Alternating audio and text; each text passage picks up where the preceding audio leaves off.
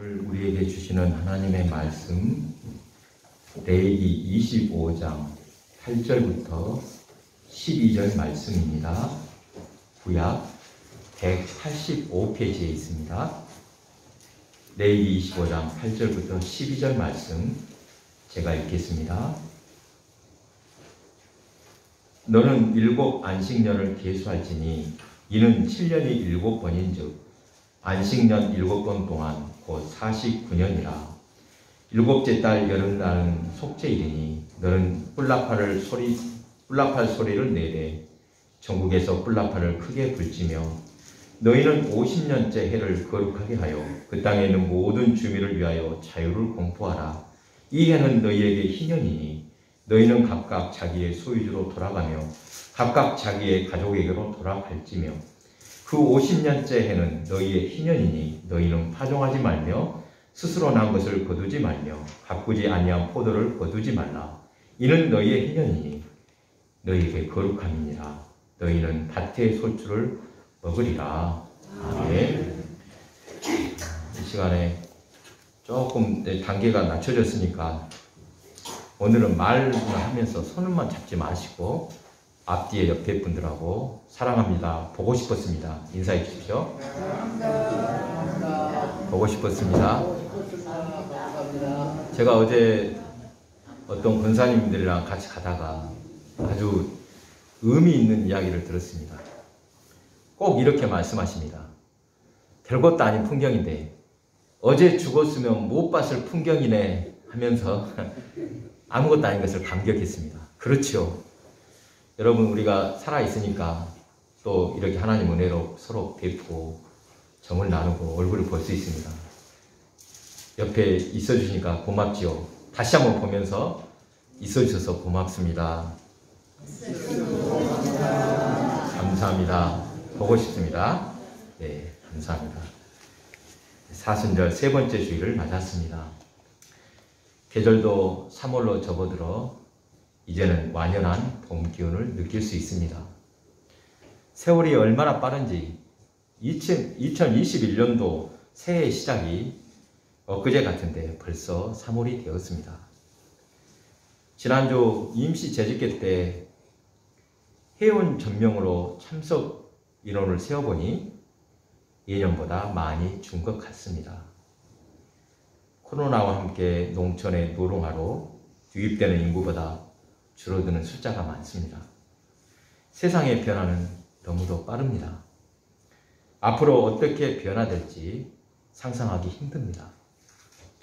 이 시대에 교회는 무엇을 어떻게 준비해야 할지 차분하게 돌아볼 때 무엇보다 신앙인으로서 하나님을 바라보는 올바른 자세가 요구됩니다. 아무리 세상이 변하고 첨단 사회가 된다고 해도 인간의 근본적인 문제는 남습니다. 아무리 과학 문명이 발달해도 종교는 없어지지 않고 오히려 더 필요한 시대가 될 것입니다. 다만 그동안의 종교 활동 형태는 불가피하게 변할 수 있습니다. 이번에 이 비대면 예배를 경험하고 많은 변화가 생겼다고 합니다. 믿음 없는 사람은 옳거니 잘됐다라는 모양입니다. 갈팡질팡하던 이들에게 이번 코로나 사태는 좋은 핑곗거리가 되었을 것입니다. 이것을 우리는 준비해야 할 것입니다. 얼마 전부터 눈에 거슬리더라도 강대상에 이 스마트폰을 설치하여 촬영하고 있는데 이것도 나름의 준비요 시도입니다. 어떤 시대가 올지 모르니 미리 준비하자는 것입니다. 그리고 또 하나, 지금 신앙인에게 요구되는 것은 말씀에 대한 바른 이해입니다. 칼바르트에 의하면 하나님의 말씀은 3가지가 있습니다. 기록된 말씀, 계시된 말씀, 선포된 말씀입니다. 기록된 말씀이란 구약에서부터 기록되어 전해져 내려온 성경으로 우리가 가지고 있는 성경책입니다.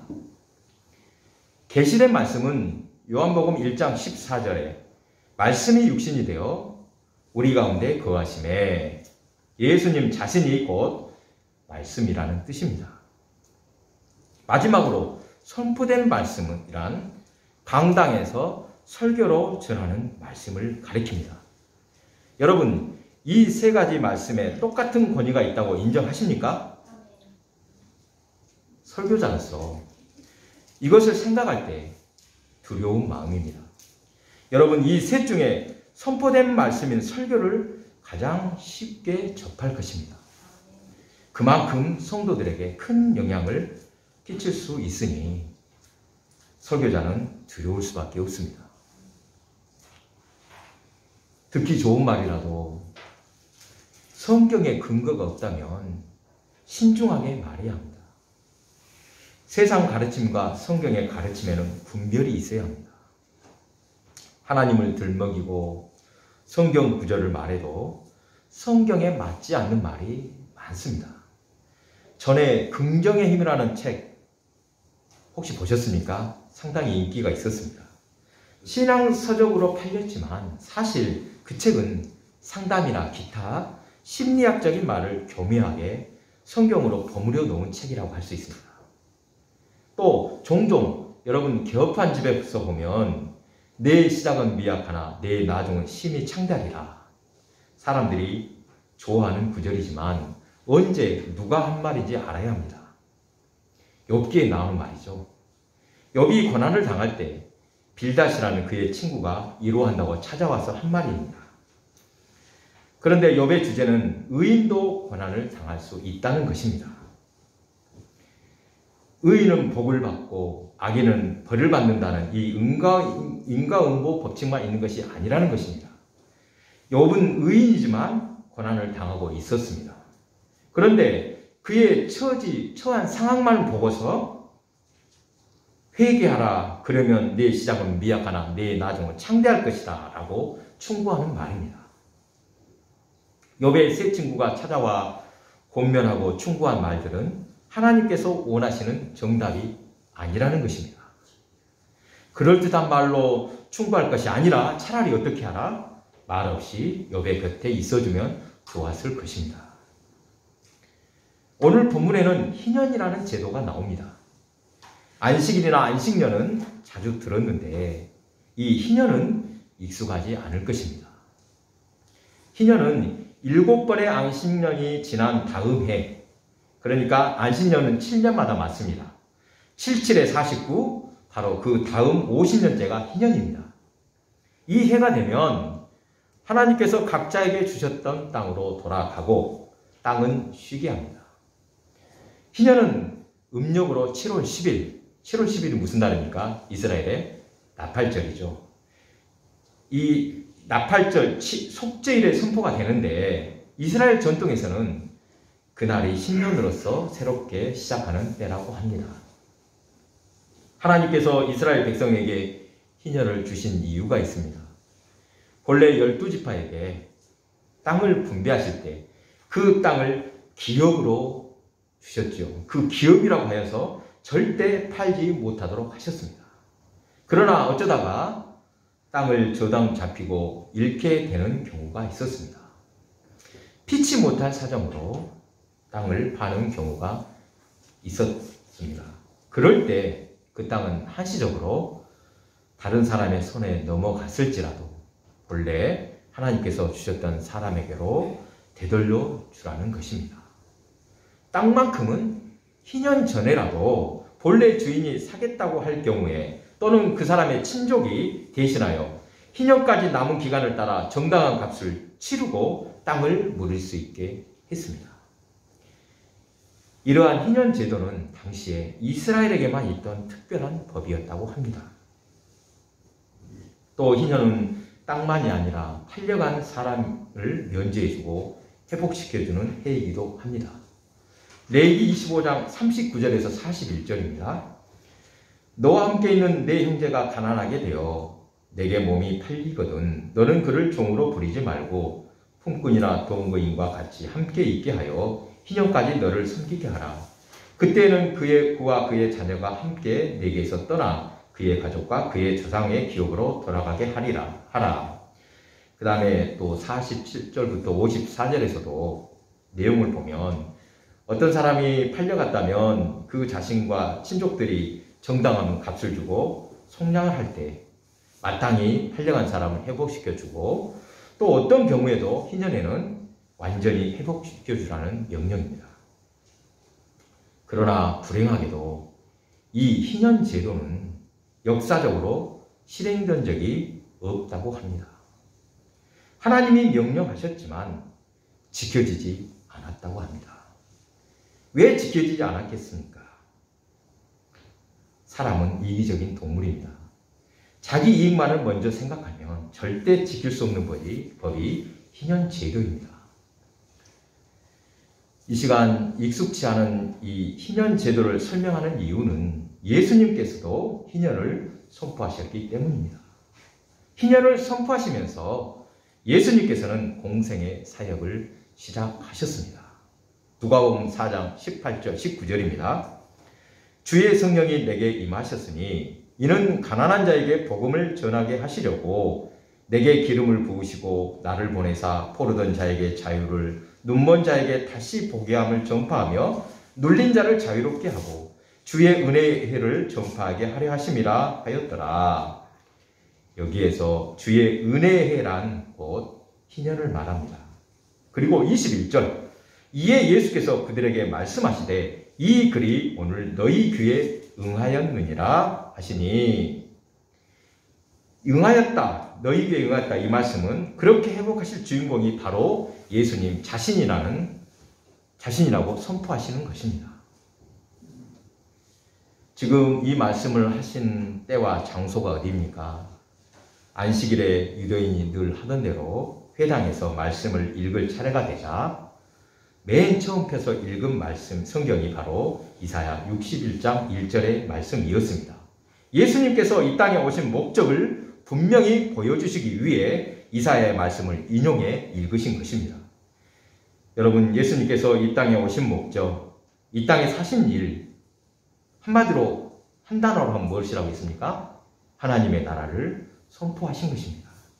하나님이 다스리실 하나님의 나라가 가까이 왔으니 돌이켜 회개하고 거룩한 백성으로, 또 하나님께 합당한 백성으로 그 나라를 맞이하라는 것입니다. 앞에서 말씀하신 주의 은혜의 해를 전파하는 것이 희년의 선포라고 했는데, 예수님께서 선포하신 하나님 나라와 희년은 같은 의미라는 것입니다. 설교자로서 두려운 마음이 드는 이유를 말씀드렸습니다. 구약에서 말씀은 히브리어로 다바르입니다. 하나님은 뜻을 이루실 때, 즉 일하실 때 항상 말씀으로 일하십니다. 천지창조도 말씀으로 하셨고, 자신을 나타내실 때 가장 많이 사용한 것도 말씀입니다. 여호와께서 말씀하시되, 또는 누구에게 말씀이 임했다라는 표현을 자주 보게 됩니다. 말씀으로 살리시기도 하고 멸하시기도 했습니다. 그래서 기독교는 말씀의 종교라고 해도 좋을 것 같습니다.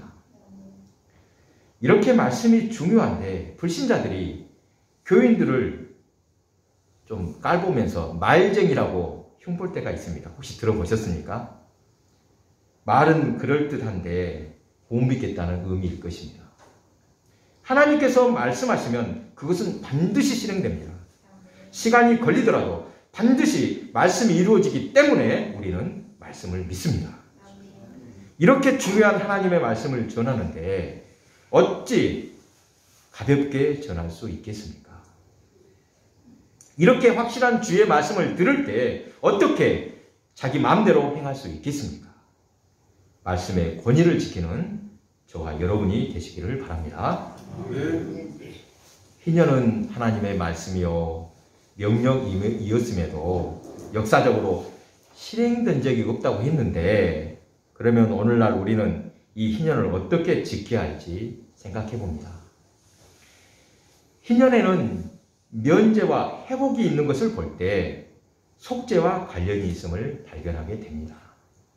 예수님은 이 땅에서 속죄의 역사를 이루셨습니다. 사도 바울은 말합니다. 로마서 3장 23절에서 25절.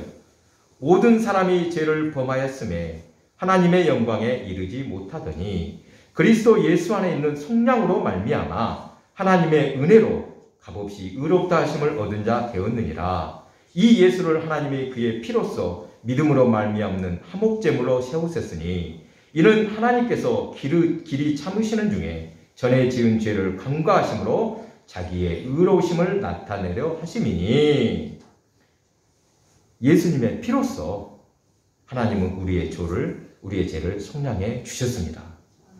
속량해 주셨다는 말씀의 원래 뜻은 노예를 돈 주고 사서 자유인으로 만들어 준 것을 말합니다. 예수님께서는 죄의 종로도 다른 우리를 피로 사서 하나님의 거룩한 백성으로 자유인으로 회복시켜 주셨음을 믿으시기 바랍니다. 여러분, 속죄 은혜가 얼마나 큰 은혜인지 모릅니다.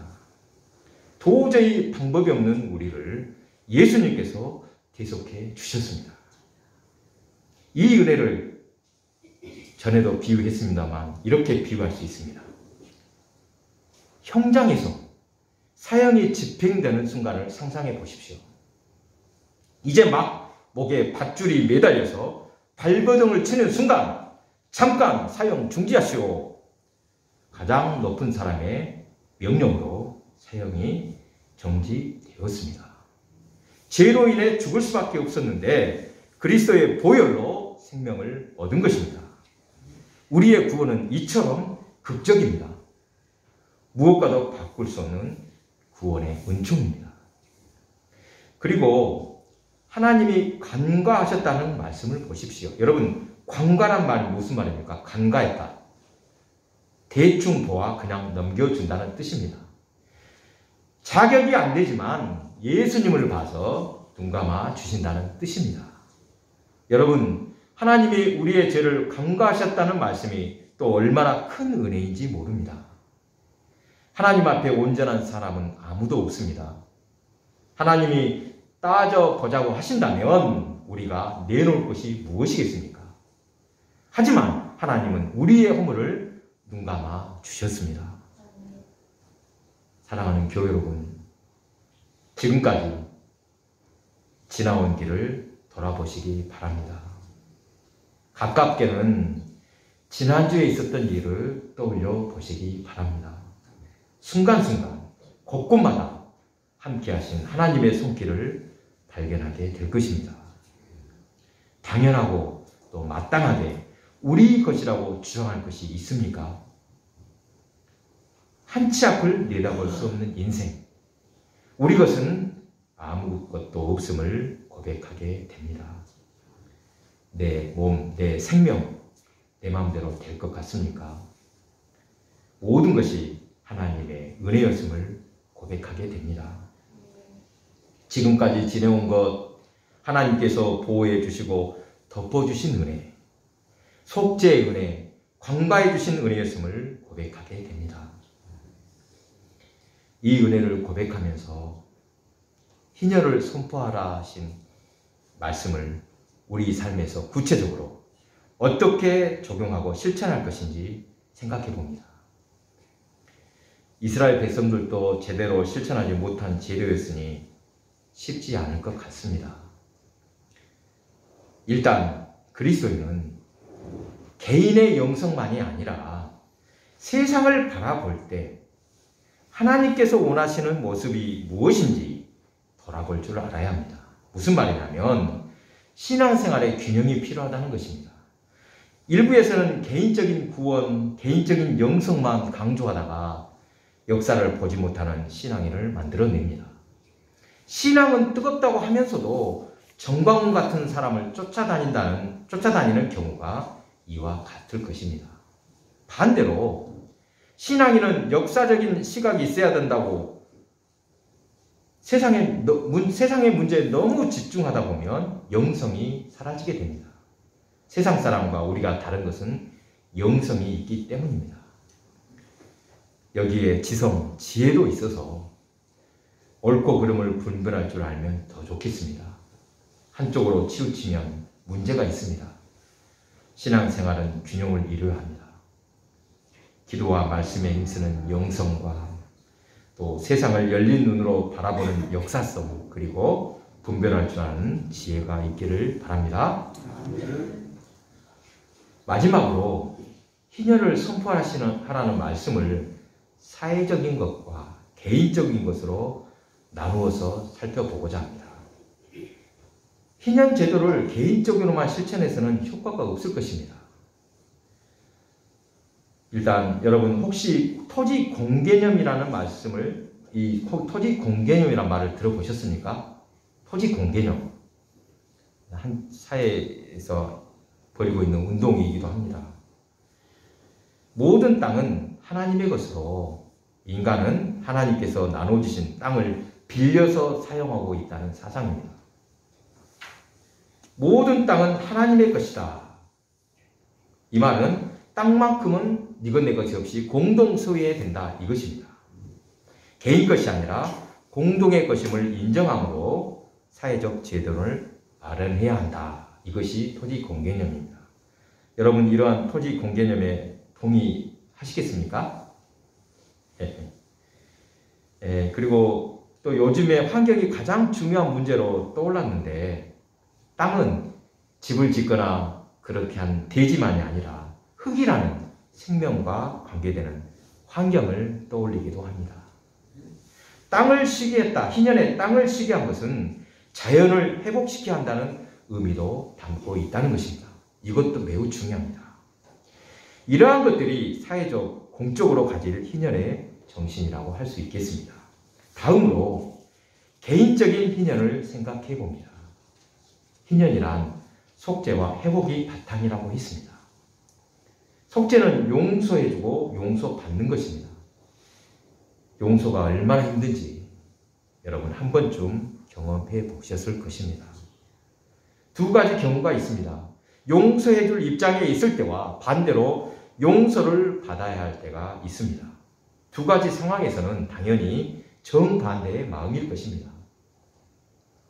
용서해야 할 때는 도저히 못하겠다고 할 것이고, 또 용서받아야 할 때는 어떻습니까? 어떻게든 용서만 해주면 좋겠다고 할 것입니다. 여러분, 두 가지 정반대의 경우에 어떤 때가 더 괴롭습니까? 더 괴롭습니까?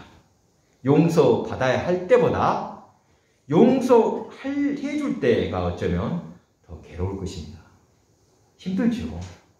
이럴 때 희년을 선포하라, 이 말씀을 떠올려 보시기 바랍니다. 본문의 결론이라고 할 수 있는 내용이 레위기 25장 55절에 나옵니다. 이스라엘 자손은 나의 종들이 됨이라. 그들은 내가 애굽 땅에서 인도하여 낸 내 종이요 나는 너희의 하나님 여호와이니라. 하나님의 모든 것의 주인이십니다. 우리는 아무것도 없이 오직 하나님의 은혜로만 살 수 있는 존재임을 깨닫습니다. 희년을 선포하라는 말씀은 하나님께 받은 대로 서로에게 은혜를 끼치며 살라는 말씀입니다. 하나님께서는 우리에게 어떤 은혜를 주셨는지 우리가 이것을 안다면 누구라도 용서할 수밖에 없고 이웃을 은혜로 대할 수밖에 없다는 것입니다. 사순절을 지내면서 희년의 의미를 깊이 묵상할 때 속량하신 주님의 은혜를 감사하며 내가 받은 대로 그렇게 희년을 선포하며 실천하는 성도들이 되시기를 바랍니다.